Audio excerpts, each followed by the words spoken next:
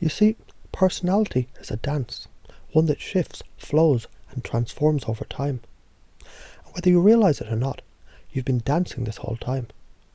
The patterns, the movements, the unconscious rhythms of who you are, they're all shaped by forces unseen, yet deeply felt. And as you listen now, as you hear these words, your mind begins to notice something interesting. Patterns emerging, truths unfolding. You begin to realize men and women, though similar, they have subtle, powerful differences in the ways they move through life. Women attune to feelings, sensitivity, and deep emotional currents, like artists painting with emotions, navigate life with intuition. But sometimes that sensitivity brings storms, neuroticism, anxiety, the weight of worry. And yet, with age, something shifts. The storm softens, settles, leaving behind wisdom. Men, on the other hand, strive forward with ideas, assertiveness, a drive to push, to build, to create. Yet, their own storms, they don't fade as quickly. Neuroticism, when present, lingers, whispering doubts, fears, reminding of risks and dangers. And then there's the extraversion, the spark of energy, the magnetic pull of charisma. Those who burn bright, seeking rewards, fueled by dopamine. But a light too intense can blind, can burn, can lead to restlessness, impatience, and arrogance. While those who step back, the quiet ones, the thinkers, they see what others miss. Thoughtful, deep, aware. And yet that same depth can become isolation, a longing to be heard in a world that favours the loud. And as your mind absorbs this, another truth begins to settle. Conscientiousness, the architect of discipline.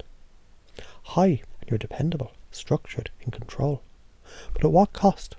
The weight of perfectionism, the prison of needing things just right.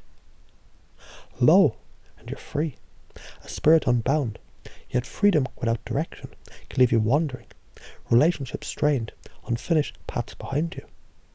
And agreeableness, that's the gift and the burden.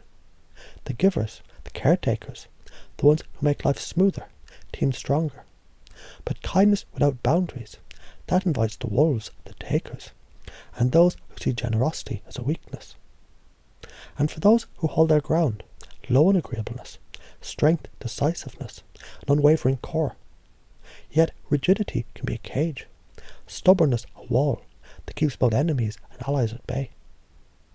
Then there's neuroticism, the fire that fuels achievement, the razor-sharp attention to detail, but fire uncontrolled consumes. Anxiety, depression, reactivity, shadows of a mind that sees every possible danger.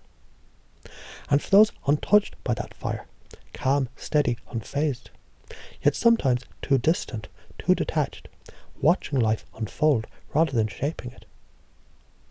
And what about openness? The dreamers, the creatives, the ones who see beyond the edges of the world, visionaries, questioners of authority, challengers of the norm. But too much openness, a flood of ideas, relentlessness, and an inability to stay. While those with lower openness, rooted, reliable, steady as the earth itself, yet without new ideas, without change, the stagnation. And now a deeper truth settles in. The realization that you're not stuck. The traits you hold, the patterns you see, they're tools. And tools can be sharpened, refined, wielded in service of something greater. Because here's the secret. You can optimize who you are. The mission that calls to you. The legacy you wish to leave. That mission requires a version of you that's capable. And that version you created. Jackie Kennedy, an introvert, stood before crowds and spoke with elegance because her mission demanded it. What does your mission demand? Does it ask you to be bolder, more disciplined, more open, less rigid? And if you could change, if you could shape yourself into exactly who you need to be, would you? Because the best relationships, the best friendships, the best partnerships, they're not about changing each other. They're about helping each other become the best version of themselves. And as you reflect on this now, something shifts inside. A realization, a decision. And maybe, just maybe, that change begins now.